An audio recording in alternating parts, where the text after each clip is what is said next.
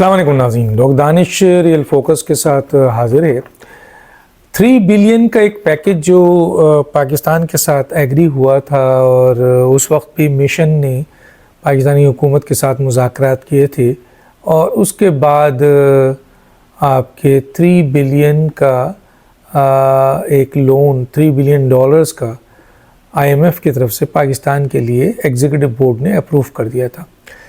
तो पहले ही पाकिस्तान 1.9 बिलियन ले चुका है। ये आखिरी किस्त थी 1.1 बिलियन डॉलर्स की और इसके सिलसिले में पाकिस्तान और IMF के दरमियान 2 राउंड हुए, मुलाकात हुई। जो उनका मिशन आया हुआ था, उस मिशन से इनका मुज़ाकरात हुआ। पाकिस्तान के नए वज़ीर ख़जाना जनाब औरंगज़ेब साहब थे और जो लीड कर रहे थे और बहुत सारी चीज़ों के ऊपर बातें हुई हैं।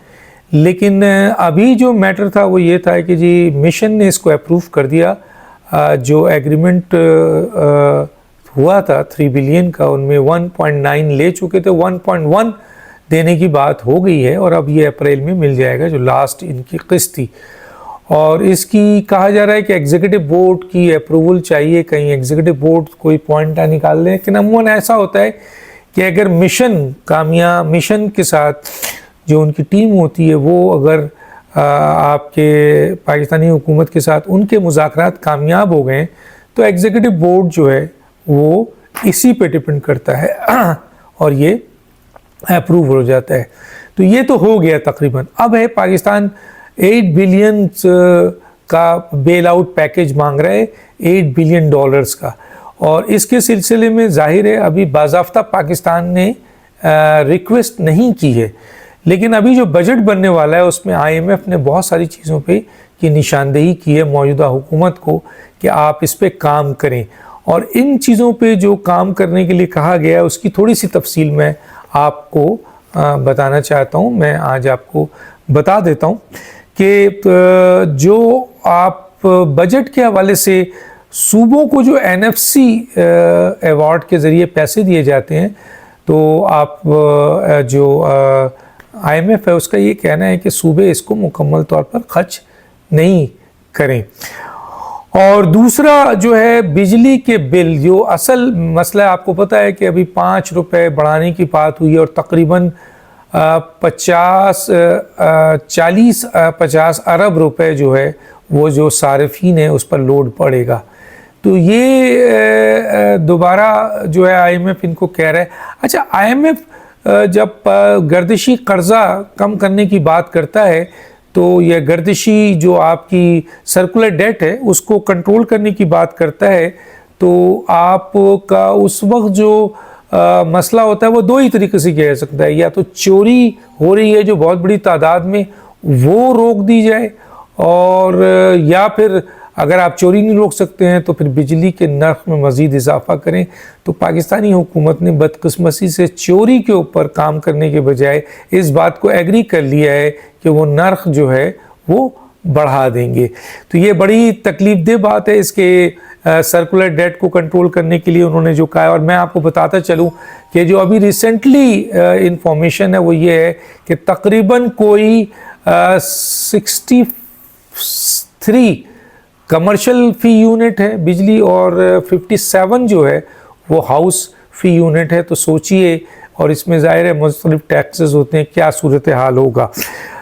इसके ऊपर जो बात की है, बजट खसारा जो है वो कम करने की बात की है, अखराजात कम करें ताकि बजट खसारा कम हो, टैक्स की वसूली बढ़ाएं।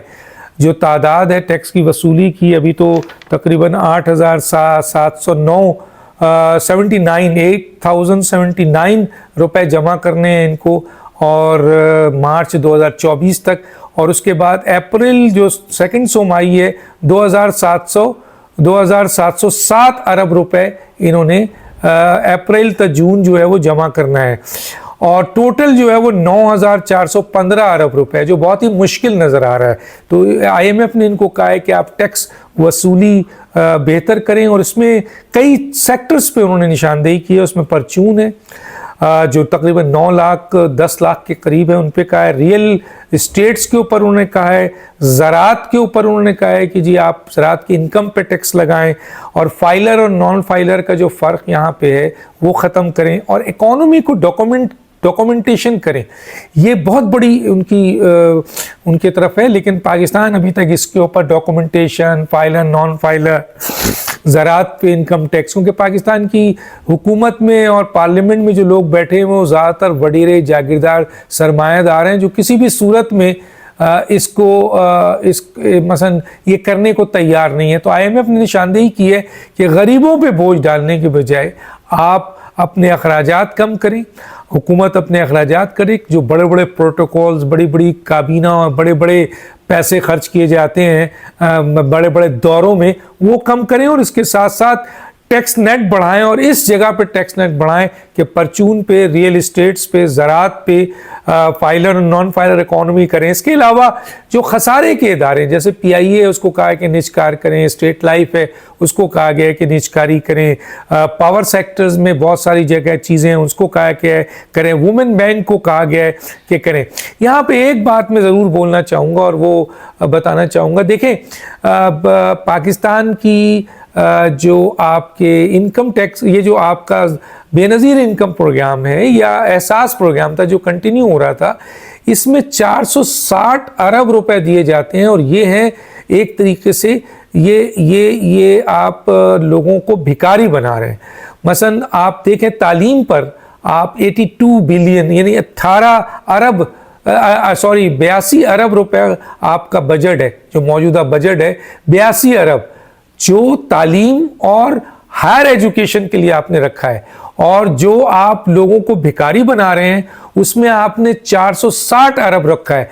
बांग्लादेश ने बहुत कम उस पर जो लोन दिया है उसके ऊपर दस्तकारी और छोटी सनतों को उन्होंने इतना इस्टेब्लिश कर दिया है कि उनकी औरतें रात दिन काम कर रही हैं, जिसकी वजह से बांग्लादेश की इकोनॉमी ऊपर जा रही है। और हम अपनी औरतों को, अपने लोगों को कर्ज देकर उनको पाँव पे खड़ा करने के बजाय तालीम में पैसा लगाकर अपने लिए नौजवानों को बेहतरीन तालीम हासिल करने के बजाय हम उनको बेकारी बना रहे हैं। ये बात ज़रा सा मुझे कोट करनी थी। बाकी जो इस वक्त सूरत हाल, बहरहाल ये 1.1 तो मिल जाएगा। अब जो असल मसला है वो है 8 बिलियन बेल आउट पैकेज के लिए यकीनन पाकिस्तान की जो मौजूदा हुकूमत है और ख़ास तौर पे जो वज़ीर आज़म हैं और वज़ीर ख़जाना है, उनका ये नज़र आ रहा है कि वो इस सिलसिले में बहुत पॉजिटिव हैं। देखते हैं किस तरीके से ये IMF के बताए हुए तरीक़े को आवाम पर